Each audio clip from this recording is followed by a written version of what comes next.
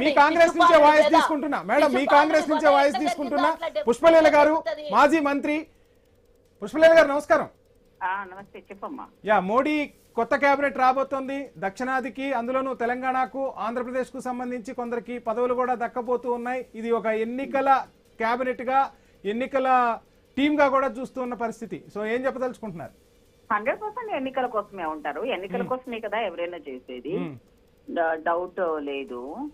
ఎందుకంటే ఆయనకి ఇప్పుడు కుల ఈక్వేషన్స్, మత ఈక్వేషన్స్ అవన్నీ బేస్ చేసుకుని గెలుస్తూ ఉన్నారు కదా ఎక్కువగా. ఇప్పుడు ఆంధ్రప్రదేశ్, తెలంగాణలో అయితే పట్టు లేదు. ఏమన్నా రావాలంటే మళ్ళీ ఆంధ్రప్రదేశ్ నుంచే ఎక్కువ మంది వస్తారనేది నా ఆలోచన.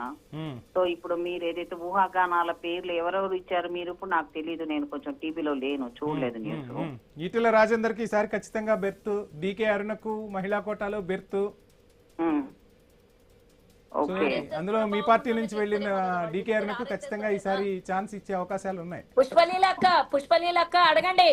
ఆర్ఎస్ఎస్ వాళ్ళు ఉంటేనే మేము భుజం మీద ఆర్ఎస్ఎస్ కడువా వేసుకున్న వాళ్ళమే మంత్రులు గాని పదవులు గాని మా సంస్థాగతంగా ఉన్న వాళ్ళకి ఇస్తామన్నారు. మరి ఇద్దరు కూడా సంస్థాగతంగా ఉన్న వాళ్ళ ఎవరో వీళ్ళే చెప్పాలి. అంటే అవసరం ఎట్లా ఉంటే అట్లా వాడేసుకుంటారు. అమ్మా నేను నా ఆలోచన, నేను బీజేపీలో కూడా నేను చేశాను, నాకు తెలుసు వాళ్ళ మెంటాలిటీ. వాళ్ళు అంత తొందరగా వేరే పార్టీ నుంచి వచ్చిన వాళ్ళను వాళ్ళు ఎంకరేజ్ చెయ్యరు. అందులో కిషన్ రెడ్డి మనస్తత్వం తెలిసిన వాళ్ళు ఎవ్వరు కూడా తెలంగాణ నుంచి పార్టీని రానివ్వడైనా, ఎదగనివ్వడు. ఎందుకంటే 3 సార్లు వచ్చిన తర్వాత కూడా ఇప్పుడు కూడా బీజేపీలో ఇక్కడ ఎవరు ముఖ్యమంత్రి అయినా క్యాండిడేట్ చెప్పుకోలేని పరిస్థితి. ఇక్కడ పార్టీ ఎదగకపోవడానికి కారణం కూడా అదే. సో మొత్తంగా కిషన్ రెడ్డి రాజకీయ చాణక్యంతోనే తెలంగాణలో భారతీయ జనతా పార్టీ మూవ్ అవ్వలేకపోతుంది. 110%.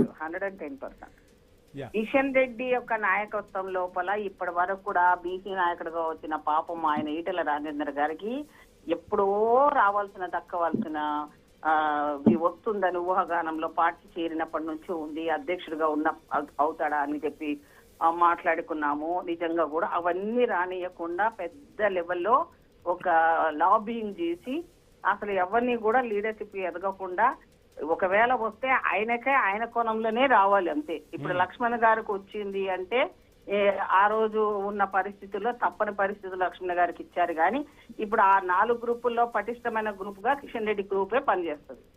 ఇప్పుడు కిషన్ రెడ్డి సపోర్ట్ చేస్తున్న వాళ్ళకే ఇస్తారు. కాబట్టి కిషన్ రెడ్డిని కాదని, కిషన్ రెడ్డిని పోయి అంత సీన్ అయితే లేదు. ఇప్పుడు రామచంద్రరావు గారు కొత్త కేబినెట్ టార్గెట్ చేయబోతుంది తెలంగాణకి సంబంధించి. ఈసారి ఖచ్చితంగా జెండా ఎగరేస్తాం. పశ్చిమ బెంగాల్ తర్వాత నెక్స్ట్ మీ ఛానల్ కు రాసిస్తాను.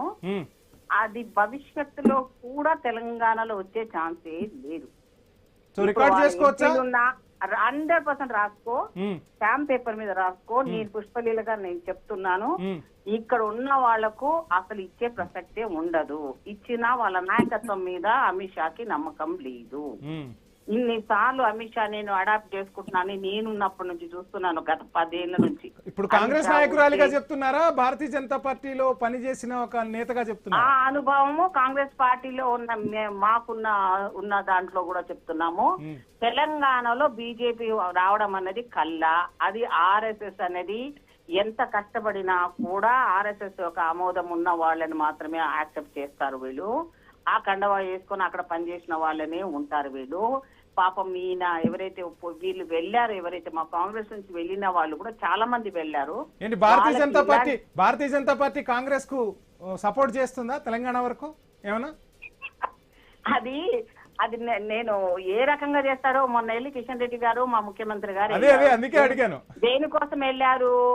కేంద్ర నిధుల గురించి డెవలప్మెంట్ కోసమని కేంద్ర మంత్రిగా ఉన్న ఆయన ఎన్ని నిధులు తెచ్చావని ఖచ్చితంగా రేవంత్ రెడ్డి గారు పట్టుబట్టి, ఈసారి మీరు ఈ రాష్ట్రానికి ఏం చేసినో మీరు రావాలి, మీరు ఎలక్షన్ అప్పుడు మాత్రమే ఉండాలని పట్టుబట్టి రేవంత్ రెడ్డి ఫోర్స్ తో తీసుకొని వెళ్ళడం జరిగింది. ప్రాజెక్టు అప్రూవల్ రావాలి అనే దాంట్లో పట్టుతో వెళ్ళాలి. ఇకపోతే పొలిటికల్ గా వాళ్ళ పార్టీకి మేము పని చేసుకోవడమో వాళ్ళ సపోర్ట్ మాకు తీసుకోవాల్సిన అవసరం మాకైతే లేదు.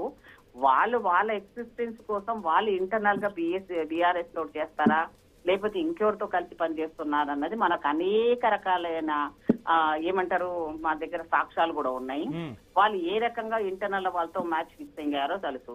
మాకు మాత్రం 100% వాళ్ళు ఏ కోణంలో కూడా మమ్మల్ని వాళ్ళు యాక్సెప్ట్ చేయరు. వాళ్ళు ఎంతవరకు కూడా రాహుల్ గాంధీ దగ్గర నుంచి మేమందరం కూడా చెప్పేది, మేము బీజేపీకి అగనిస్ట్ గా పనిచేసే వాళ్ళం అనేది సిద్ధాంతాలకు అనుగుణంగా ఏదైతే ఆర్ఎస్ఎస్ విధానాలు కానీ లేకపోతే రిలీజియన్ పరంగా కానీ మత పరంగా కుల పరంగా రెచ్చగొట్టేటోళ్ళం కాదు. మేము తోడు అంటే మధ్యలో విభజించే వాళ్ళం కాదు, మేము కలిపే వాళ్ళం సెక్యులరం అని రాహుల్ గాంధీ దగ్గర నుంచి మా పార్టీ కూడా అప్పటి నుంచి అదే ఉంది.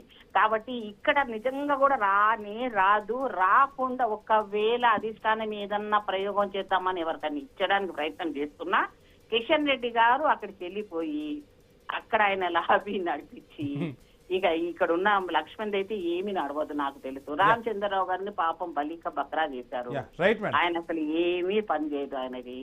ఇప్పుడు ఇదన్నా కాదని కనుక చేస్తారమే మీరు ఒకసారి చూడండి, నేను చెప్పిన మాట ప్రకారంగా ఇది అవ్వడానికి ఛాన్స్ లేదు. Right madam, right madam. ఏంటి పార్థసారథి గారు, మొత్తంగా భారతీయ జనతా పార్టీ కలలు కంటమే గానీ అసలు మొత్తం కేబినెట్ వచ్చి ఇక్కడ కూర్చున్నా గానీ తెలంగాణలో అధికారం రావటం కాదు కదా, సీట్లు కూడా గెలుచుకోలేని పరిస్థితి, వాళ్ళల్లో వాళ్ళకే రాజకీయ చదరంగం నడుస్తుంది అనేది కాంగ్రెస్ నుంచి వినిపిస్తున్న వర్షం. ఏం ఆన్సర్ చేస్తారు, ఎలా చూస్తున్నారు? కేబినెట్